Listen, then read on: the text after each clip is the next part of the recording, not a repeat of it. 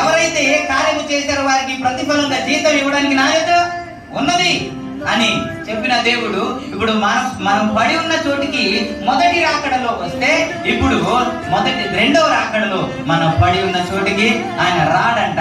ఆయన వస్తాడు, కానీ ఎక్కడికి వస్తాడంటే, పౌలు తెస్సలోనిక సంఘానికి రాస్తూ ఏమన్నాడంటే, 4వ అధ్యాయం 16-17 వచనములో వ్రాయబడిన మాట, ఆయన వస్తాడు, మనం కూడా.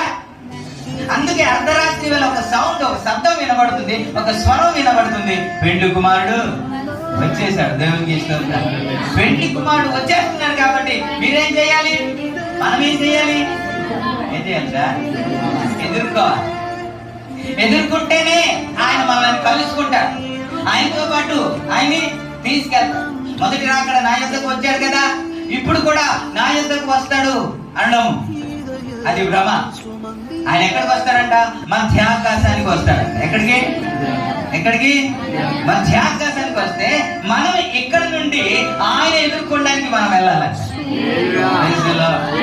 ఈ ఎదుర్కోవడం అనే దాని గురించి ఆదికాండం 18వ అధ్యాయంలో 2వ వచనంలో మనం చూస్తాం. మనుషులు కనబడగానే ఇతడు పరిగెత్తుకుని 2వ వచనం చదువుతాం. అతడు ఎదుట నిలబడి ఉంది, అతడు వారిని చూచి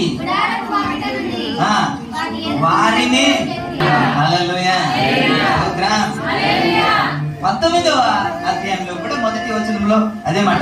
ఆ సాయంకాలమున ఆ ఇద్దరు దేవదూతలు సొదొమ చేరినప్పటికీ లోతు సొదొమ గమనీయంగా కుర్చీలో ఉన్నాడంట. ఎప్పుడైతే చూశాడో లోతు కూడా వారిని ఎదుర్కోవడానికి వెళ్ళి సాష్టాంగా నమస్కారం చేశాడు అన్నమాట. ఎదుర్కోవడం అంటే వారు వస్తుంటే మనము కూడా ముందుకెళ్ళి కలుసుకోవడమే దానిని ఎదుర్కోవడం అంటే. ఎవరైతే ఎదురుగా వెళ్తారో, ఎవరైతే ఎదుర్కొంటారో వారే ఆయనతో పాటు సదాకాలము